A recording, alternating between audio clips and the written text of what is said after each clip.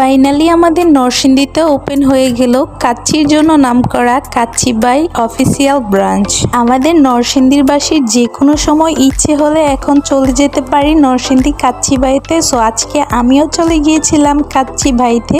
যাওয়ার সময় আমার সাথে ঘটেছিল এক দুর্ঘটনা, তা নিয়েই থাকছে এই ভিডিওটি। আসসালামু আলাইকুম এভরিওয়ান, কি অবস্থা সবার, কেমন আছেন আপনারা সবাই? আজকে 12ই সেপ্টেম্বর আর আজকে আমরা মিলে চলে যাচ্ছি নরসিংদী কাচ্চি বাইতে।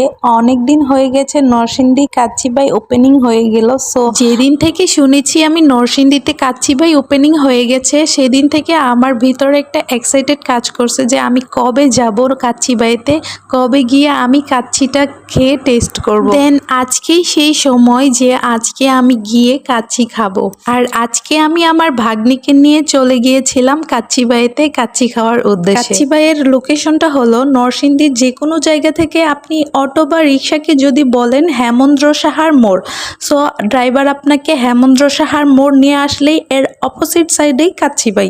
এখন আমি আপনাদের সাথে বলি, ফার্স্টেই আমি বলেছিলাম যে আমার সাথে একটা দুর্ঘটনা ঘটেছিল। সেটা হলো এই যে সিঁড়ি বেয়ে ওঠার সময় আমার জুতাটা ছিঁড়ে গেছে।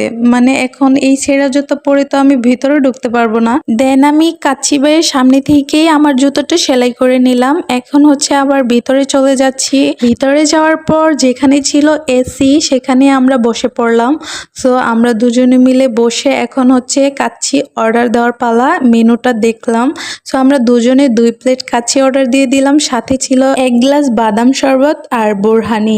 আমরা যেহেতু বিকালবেলা গিয়েছিলাম তারপরেও রেস্টুরেন্টে অনেক ভিড় ছিল। দেখলাম নরসিংদীর অনেক মানুষই কাচ্চি খেতে চলে আসে, প্রতিদিনই এরকম ভিড় হয় সকাল থেকে সন্ধ্যায়। ধন্যবাদ কাচ্চি বাইকে আমাদের নরসিংদীবাসীকে কাচ্চি খাওয়ার সুযোগ করে দেওয়ার জন্য। কাচ্চির সাথে অর্ডার করা আমাদের বাদামের শরবত আর বোরহানিটাও চলে এসেছিল, আমি একটু টেস্ট করে দেখছিলাম। আর এ হচ্ছে আমাদের কাচ্চিটা, পার পারসন 300 টাকা প্লেট। এর থেকে বেস্ট কাচ্চি নরসিংদীতে আর কোথাও পাওয়া যাবে না। এতদিন অপেক্ষা করার পর ফাইনালি কাচ্চি বাইয়ের কাচ্চি এখন আমার সামনে। আমার আর সহ্য হচ্ছিল না, এই তাড়াতাড়ি করে প্লেটে নিয়ে নিচ্ছিলাম। আমি এখন টেস্ট করে দেখবো যে কাচ্চিটা কেমন। মাটনের সাইজটা আর আলুর সাইজটা কিরকম হয় সেটা তোমরা ভিডিওতে দেখেই বুঝতে পারতেছো। মাটনের মাংসটা দেখো কতটা জুসি ছিল, হাতে নেওয়ার সাথে সাথেই একদম গলে যাচ্ছিল। সেই সাথে ছিল কাচ্চির সবার পছন্দের আলু, কতটা নরম ছিল, ওয়াও। আর এখন হচ্ছে আমার খাওয়ার পালা।